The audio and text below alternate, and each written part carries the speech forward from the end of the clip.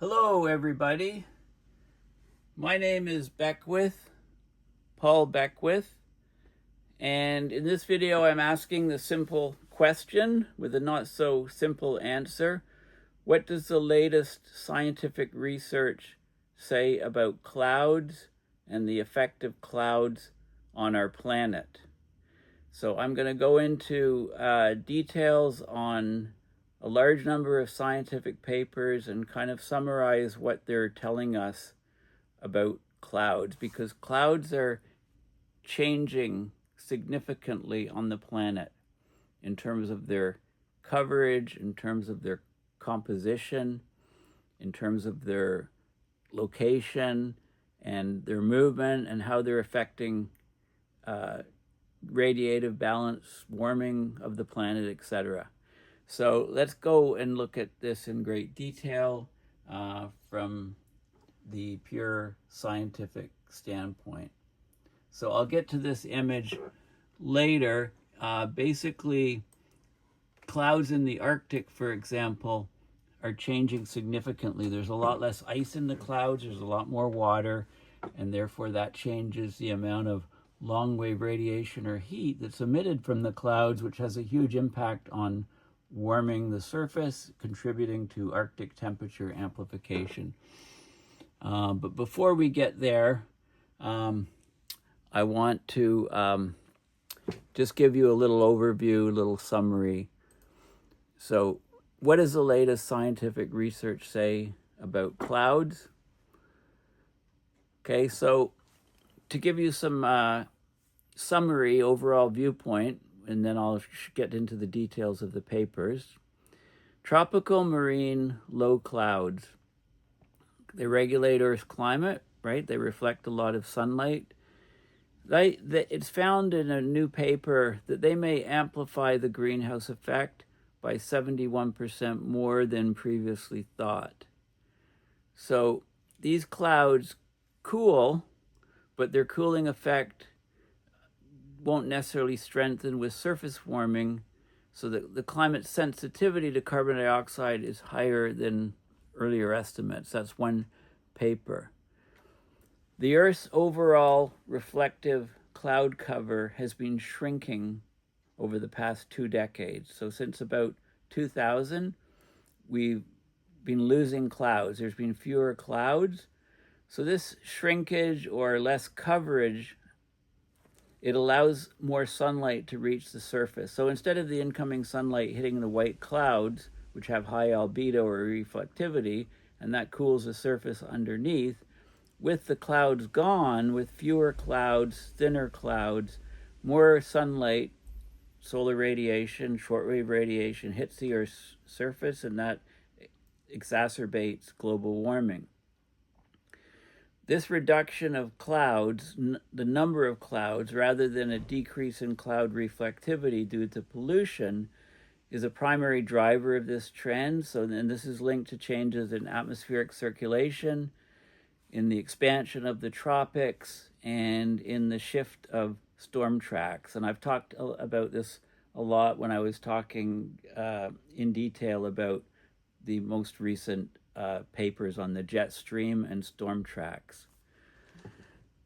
Okay, another key thing is that low clouds, including these stratocumulus clouds, so cumulus clouds but stratified over the oceans, often over the oceans, these type of clouds, they're becoming less extensive, so there's fewer of them, they're covering fewer areas. They're also reflecting less sunlight because they're getting darker. So we're getting more warming in this vicious feedback cycle.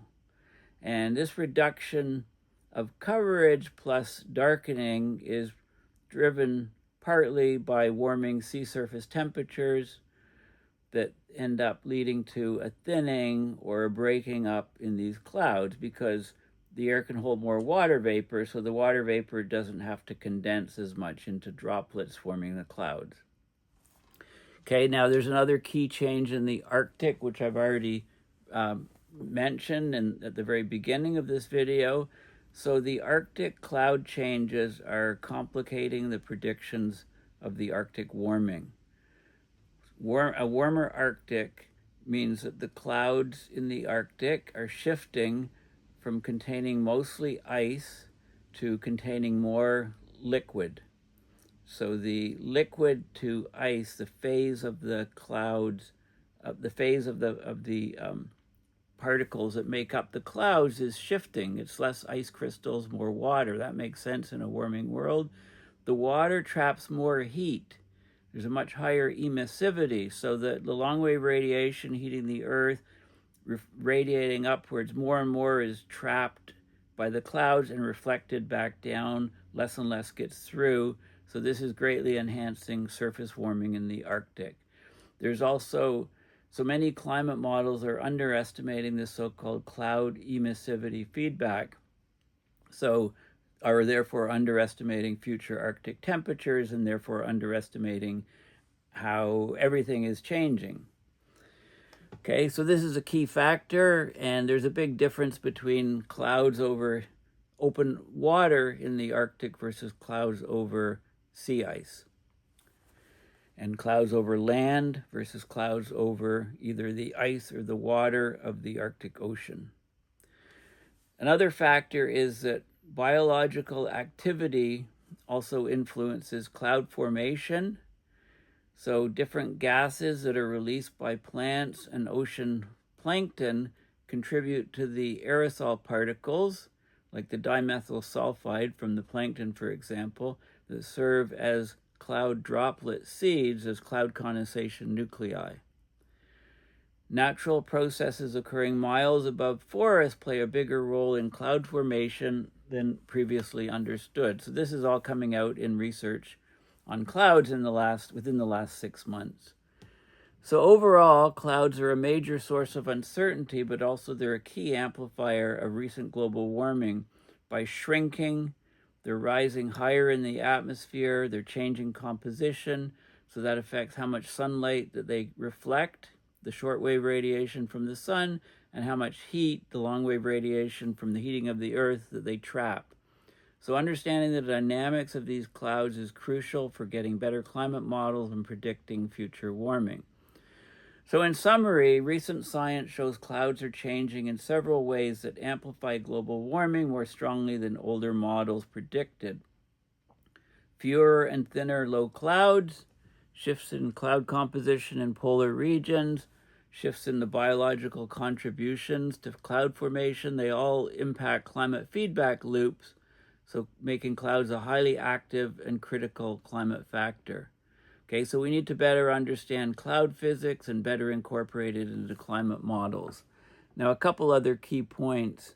What evidence links shrinking global cloud cover to recent record temperatures? Well, the low altitude cloud cover decline, especially over tropical and mid-latitude oceans, is reducing Earth's reflectivity or albedo.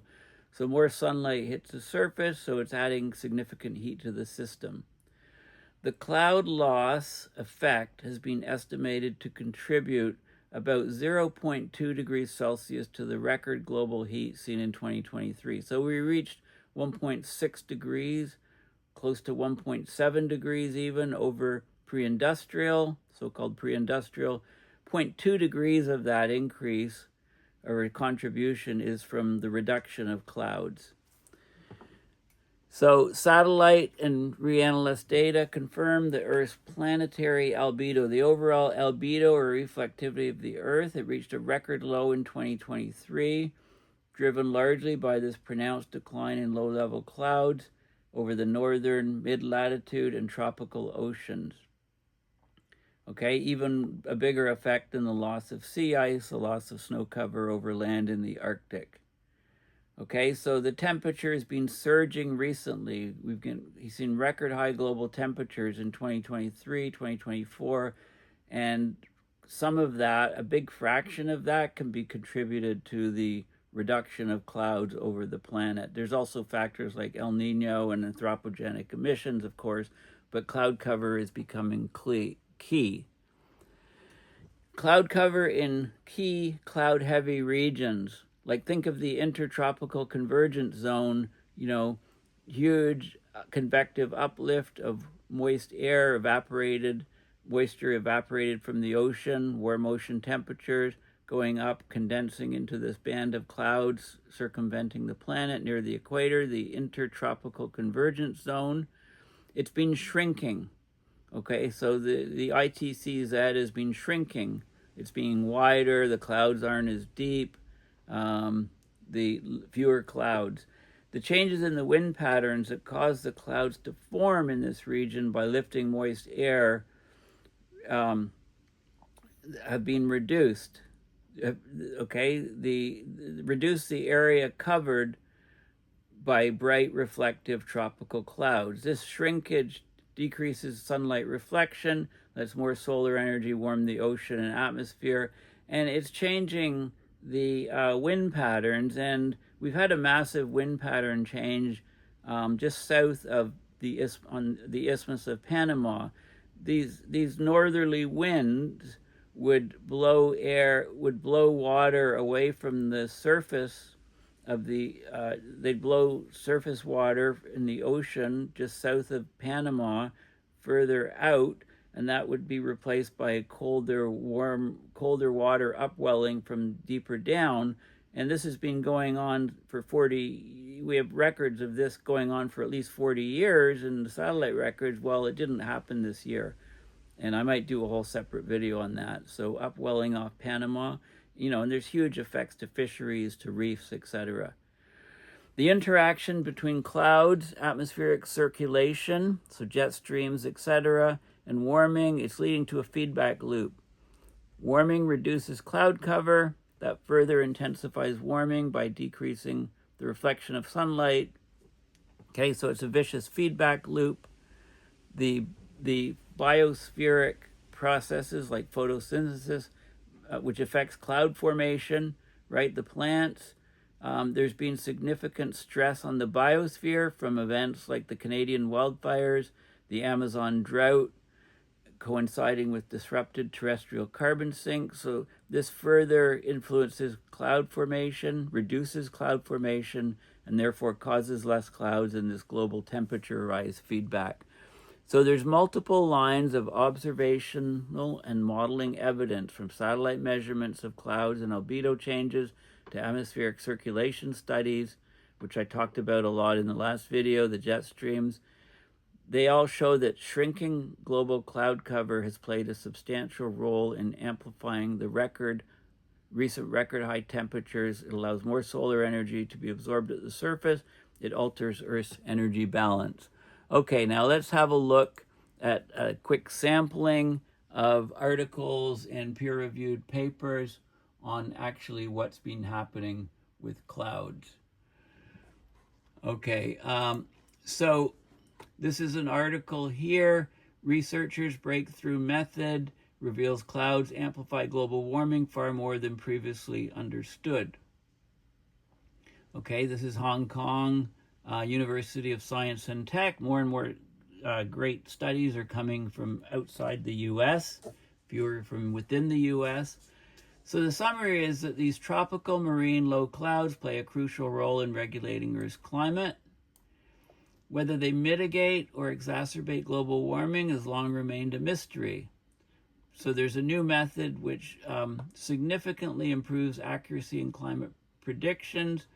The major discovery is that the tropical cloud feedback may have amplified the greenhouse effect by a staggering 71% more than previously known to scientists. Okay, so this is a key finding.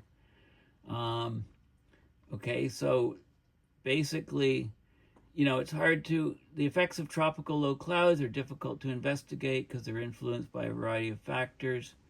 So you have to look at the effect of local sea surface temperatures in the higher up in the free troposphere. There's a couple main stratocumulus regions where, these are clouds typical over the ocean, namely over the tropical Pacific and the tropical Atlantic. So what they did is they untangled these complications. They used 28 state-of-the-art climate models and developed new statistical methods, something called Pareto optimization, to get more information on what was going on, Bayesian statistics. So they were looking at tropical shortwave cloud feedback, and they compared the model outputs to satellite observations and found two critical cloud controlling factors that capture the effects of sea surface temperature warming patterns: local sea surface temperature and lower troposphere temperature at about 3 kilometers altitude. And from this, they found that there was a 71% increase in the shortwave cloud factor compared to model projections alone. So this is a huge result, and it was published in Nature Communications, Multi-Objective Observational Constraints. So actually the paper, I have the paper's right here. The link is in the description, and I looked at the PDF. I downloaded the PDF, open source, you can look at it. So what does this say? Multi-objective observational constraint of tropical Atlantic and Pacific, low cloud variability. It narrows the uncertainty in the cloud feedbacks, which can then make the computer models much more accurate. So this was published beginning of the year, this year. So tropical marine low cloud feedback is key to the uncertainty in climate sensitivity. Depends on the warming pattern of sea surface temperatures. So they looked at the two major low cloud regions where, low clouds are just above the ocean, the tropical Pacific Ocean and the tropical Atlantic Ocean. They low cloud sensitivities to local sea surface temperature and to remote sea surface temperature, represented by lower troposphere temperature, are poorly captured in many models of the latest global climate model ensemble, the CMIP models, especially in the less studied tropical Atlantic. The Atlantic favors large positive cloud feedback. It's difficult to reconcile with the Pacific. Okay, they looked at over 200,000 possible combinations of model subassemblies and ensembles, and they found that there's a huge impact in the tropical shortwave cloud feedback, much bigger than we thought, much bigger than is incorporated in any of the models. So I'll just look at the results. Tropical marine low clouds cool the Earth by reflecting about 100 watts per square meter. That's huge of insulation locally. So they've been a long-standing major contributor to the uncertainty in climate feedbacks and climate sensitivity and climate models. So this is a very significant work in order to identify these clouds. So they looked at different parameters. The LCF is the CSSTZ. This is a low cloud fraction. Okay, it's a fraction of the region that's covered by low clouds. Okay, so they looked at this parameter, different models, see how it's changing over time, how it correlates to, sea surface temperature at 700 hexapascals in the atmosphere, relative humidity at 700 hexapascals plus about a kilometer high above the surface. All these different parameters, and they looked across the equatorial regions, and they found out that the effects of these, they go into the physics of these clouds. They look at lots of different models and assemblies and statistics of what's going on, and they found basically that we have a lot to learn about these low marine clouds and their effect on radiative forcings much higher than we thought. And the computer models up to now are not incorporating so they're wrong basically. Okay, so a lot of math and physics in this one. There's this article here from June. Rapid cloud loss is contributing to record-breaking temperatures, new study shows. Okay, so the Earth's cloud cover is rapidly shrinking, contributing to record-breaking temperatures. This was Australian research. and published in Geophysical Research Letters. They looked at satellite observations. They found between 1.5% and 3% of the world's storm cloud zones have been shrinking each decade in the past 24 years. Okay, there's changing wind patterns, the expansion of the tropics, storm systems shifting towards the north and south poles. This is happening if the jet streams are shifting towards the North Pole in the northern hemisphere and the South Pole in the southern hemisphere. Okay, with fewer clouds reflecting sunlight back into space, the warming effect of greenhouse gases is amplified, driving up global temperatures. Okay, so we've long known that changes in atmospheric circulation are affecting clouds. For the first time, we now have research showing that these shifts are already driving major changes in how much energy the Earth absorbs. So it's an important piece of the puzzle that needs to go into the models. So I also have that paper. The link is right here. And this is the paper. Contraction of the world's storm cloud zones is the primary contributor to the 21st century increase in the Earth's sunlight absorption. So this is huge. These are planetary effects. So recent Earth energy budget observations show an increase in the sunlight absorbed by the Earth of 0.45 watts per square meter per decade, caused primarily by a decrease in cloud reflection. Okay, so they look at the solar radiation budget, they look at trends in general circulation and cloud controlling processes. The mid-latitude and tropical storm zones are looked at, and trends in the aerial coverage of these regions by clouds induced by circulation changes. So they're getting a contraction, a shrinking of the mid-latitude and tropical storm regimes, the regions where they happen. It's the largest contribution to the solar absorption trend. There's decreased sunlight reflection of 0.37 watts per square meter per decade. Okay, so this is a crucial missing piece in the puzzle of the 21st century increase of the Earth's solar absorption and therefore of the huge spike in global warming. Okay, plain language summary, 24 years of satellite observations.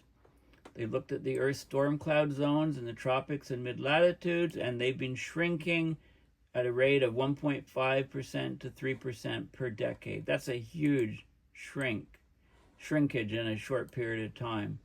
This cloud, so not only are they shrinking in aerial coverage, but they're, with cloud cover decreases at low latitudes, there's more solar radiation hitting the Earth, and this is the main contributor to the increase of the Earth's solar absorption and therefore of the warming.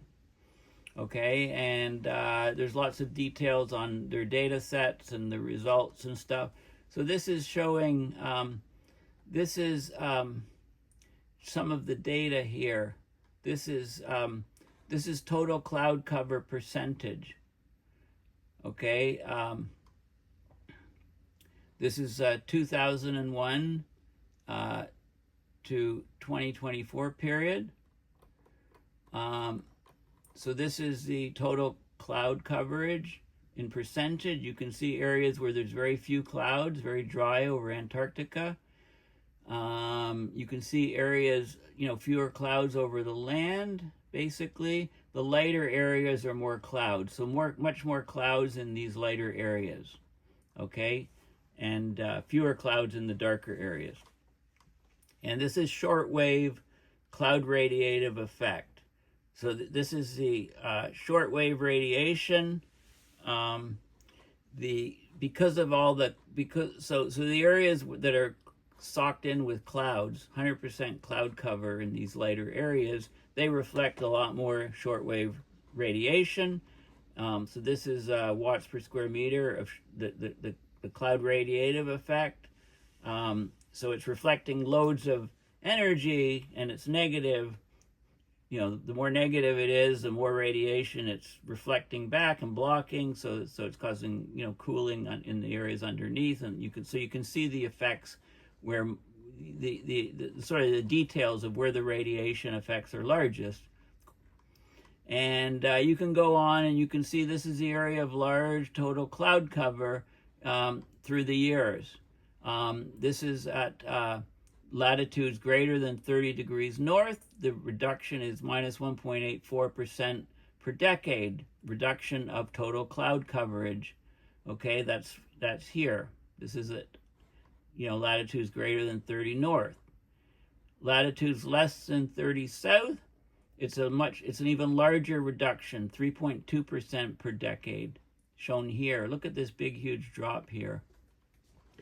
And then the equatorial regions between 30 south and 30 north, it's dropping, between these two, about 2% per decade. Okay, so we're seeing a complete loss, a big, huge trend of fewer clouds, so therefore a big, huge trend of greater warming.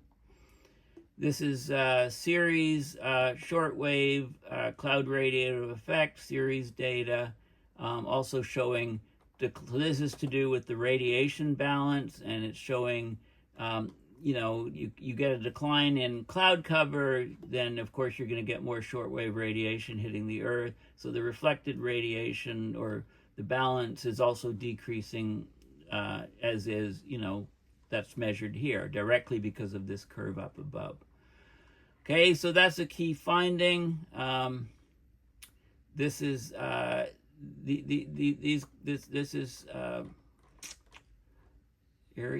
area of it, and this is the mean. Okay, so they're showing different things here. It's either the shortwave absorbed.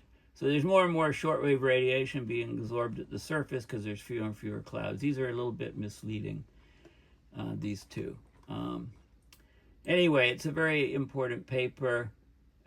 Trend, high latitudes, low latitudes. Okay, so basically the nature of clouds around the Earth is changing. We're getting fewer and fewer clouds. The ITCZ is narrowing and shrinking. Weather patterns around the planet are shifting rapidly because of this cloud effect. It's a very, very fast acting effect. Fewer clouds, immediately more radiation absorbed. So this is really significant and an important paper. All of these ones are.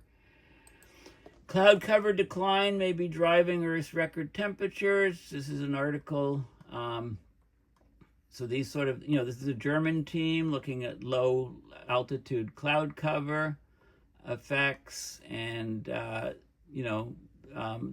presentations at a conference. It looks like this is relating to the paper. This was a preprint of this paper I just showed you, 1.5% per decade cloud cover reduction. Okay, and they looked at it in different regions, so this is related to what I just showed you. There's another paper here, decadal changes in atmospheric circulation detected in the cloud motion vectors. So we can use satellites to track where the clouds are going, and this is related to the jet streams and overall global circulation. And we can see that there's big changes in the motion of the clouds. So changing atmospheric circulations shift global weather patterns and their extremes, profoundly affecting human societies and ecosystems. So they used atmospheric reanalysis and climate model data. There were diverse circulation changes in recent decades, different discrepancies in magnitude and direction. So, we need more data on this. So they showed significant changes in tropospheric circulation using satellite observed height resolve, so they could get the height of the clouds, they could get the motion of the cloud, the vectors where they traveled, using radiometers on the satellite. The upper tropospheric cloud motion speeds in the mid-latitudes have increased by up to 4 meters per second per decade. The acceleration is primarily because of the strengthening of meridional flow, right? We're getting wavier jet streams and there's more meridional flow. So that indicates more poleward storm tracks or intensified extratropical cyclones. The northern and southern hemisphere tropics shifted poleward, okay, at rates of 0.42 and 0.02 latitude per decade.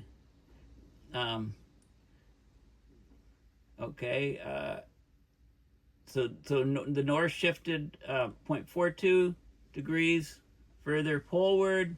Southern hemisphere shifted less, but still shifted poleward. The polar front shifted at different rates in both the northern and southern hemisphere. Okay, so we're getting a shift in the overall general circulation, which regulates our climate in extremes.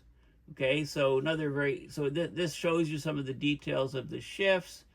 This is wind speeds, and just U is the wind speed in the zonal direction, wind speed in the meridional or north-south direction as a function of different locations relative to the equator, right? So they talk about the trends. They try to figure out how what's happening in the trends, okay, the increase of wind speeds, etc. Okay, so that's another paper that is quite interesting. And then there's this article in a French publication, a key and enigmatic player in global warming, clouds. As temperatures rise, clouds like stratus or stratified cirrus, the upper level clouds, cumulonimbus, the storm clouds are changing, becoming higher or less extensive. So, these complicate climate forecasts, amplify global warming, and so on. So this is a interesting article about the changes of the clouds and what they're doing. Okay, clouds may be skewing Arctic warming predictions. This is a key one, because the Arctic, of course, is warming at 4 times the rate, at least 4 times the rate of the rest of the planet. So this is a big factor. The clouds, this is over Quaqtak, Nunavik. Okay, small changes in cloud formation can have big consequences for the climate. Okay, so the clouds in the north, what are they doing? How are they changing? Okay, so this is a Japanese study, University of Japan. So I'm just going to go to the study. Okay, this is a key figure in the study, which I'll talk about. Well, I'll talk about this. It's in the paper. Okay, so this is in the present climate. These are clouds in the Arctic. You have energy, you have the surface of the Earth warming. The heat is radiated out. So shortwave radiation comes in, heats the Earth's surface. Long-wave radiation is the heat. It's the longer wavelengths. So, okay, infrared to red. Longer wavelengths of light, so it's depicted as red, comes up. Some of it goes through the clouds, and a lot is emitted back down, re-emitted, which causes warming on the surface. Right now, these are ice crystals in the cloud, and these are water droplets. So there's a combination of them. The ice tends to dominate the water in the Arctic, but there's a huge seasonal difference, of course, summer to winter. And I'll talk about that when we look at the details in the paper. The near future climate, we have less ice and more water, so there's less transmission up to space of the long-wave radiation. More long-wave radiation is trapped and emitted back down to rewarm the surface. So this is the liquid water phase, liquid water path, if you like. Okay, there's more and more liquid water. So more and more of the light is going through the liquid water, and that stores the heat and re-emits it. This is the liquid phase ratio, the ratio of liquid water path to ice water path, or to the total water path, and the emissivity. Emissivity, I'll talk about that a bit more, because we're talking about a black body almost over here. Black body radiation you may have heard of. So there's more long wave emitted back down to heat the surface even more in the Arctic. Future climate, okay, there's even less or no ice in the cloud, dominated by liquid water. So the long wave comes up. If it's all liquid water, basically it's a black body radiator Very little long wave escapes up to space out of the Earth climate system. So the heat is almost all trapped. The emissivity goes to 1. You know, a black body is a black body radiator has an emissivity of 1, meaning it absorbs and emits all wavelengths. So any light coming into a black body is re-radiated out. So this is getting closer to 1 because it's all liquid water. So the heating greatly accelerates because of this, because the phase of the clouds is changing in the Arctic. Okay, so that's the key finding. So these links, I'll provide that link, and this is the paper. Now I showed you already this diagram at the very bottom of this paper. Okay, so this is a key sort of overview of what the paper is showing. Let's have a look at some of the details. So this is Japanese researchers. This is a very recent paper. Okay, so let's have a look at what it says here. Published April 29, 2025. The Arctic's warming at a rate higher than the global average. Much higher, right? That people say 4 times now. It's 5 to 8 times, depending on your latitude. Okay, notwithstanding the differences between models and observations, particularly those based on clouds, the physical linkage between cloud process representations and Arctic climate projections is uncertain. They looked at the simulated and observationally estimated relationships between cloud radiation interactions and Arctic warming. They used 30 of the latest global climate models, looked at satellite data, looked at reanalysis data. They found that the cloud liquid fraction in the models was just not done well enough, and it didn't give good long wave emissivity values of clouds. It underestimated the cloud radiative surface warming. Okay, so basically, in response to future warming, excessive variations in the ice to liquid cloud phase would result in an overestimated increase in cloud emissivity, right? But that, so they basically, you get an enhanced cloud radiative surface warming and thus Arctic warming up to a point until the cloud emissivity attains its asymptotic value of 1, which is a perfect black body. It'll never reach 1, but it approaches 1, and then the feedback process changes, right? The cloud emissivity positive feedback reduces, and if it reduces and we still get an excess of warming, then it's more due to other effects, right? So in order to understand the models and get better modeling and get better global circulation and stuff, we need to understand what the heck's going on here. Okay, so let's have so this is a key paper. So there's different things like, this is the Arctic cloud coverage percentage. So this is January, February, March, and so on through the year. So in the winter in the Arctic, you know, it's cold, there's more sea ice, there's fewer clouds. Okay, you know, this is 55% of the sky is covered by clouds, 60% is covered, you know, 60 to 70% over here. Okay, but then in the warm months with the less and less sea ice, more and more evaporation of water, there's more and more water going up, there's more and more clouds, you know, approaching the, you know, this is 75% up to, you know, 80, up to almost 85%, 83% or something. Okay, so this is how the clouds vary in the Arctic. This is the ice water path, ice water phase. Okay, so it's pretty, there is variation. You know, it peaks around in the fall, September, October, November. Okay, this is grams per square meter. These are ice crystals within the clouds.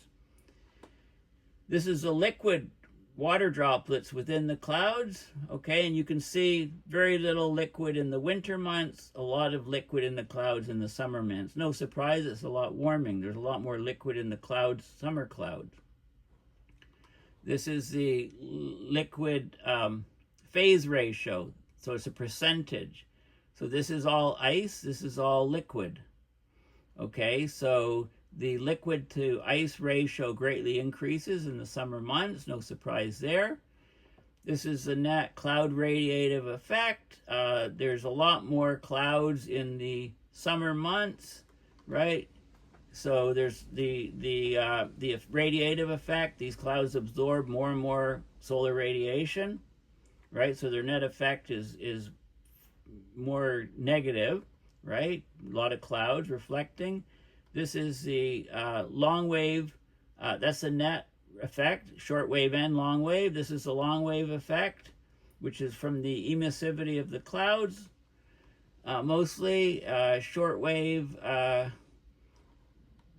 This is divided into this component and this component. So most of the variation in the net is from the short wave.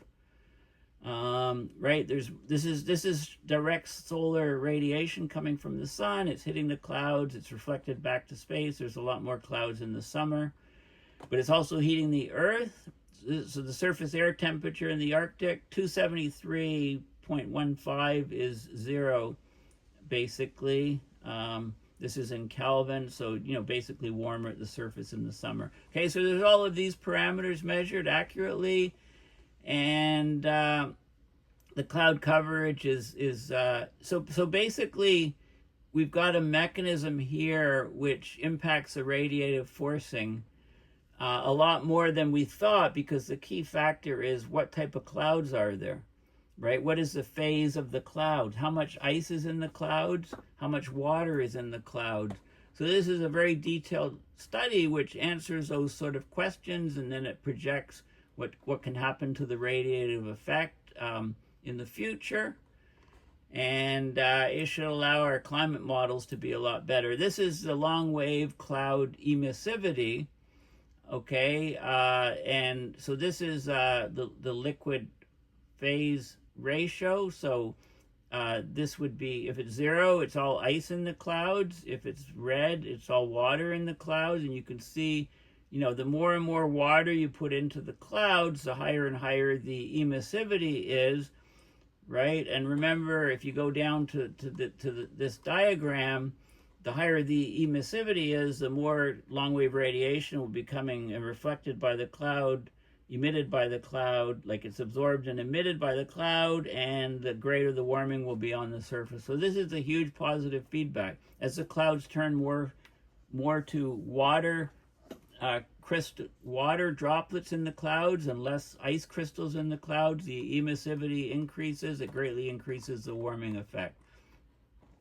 This shows this is basically the long wave radiation cloud emissivity.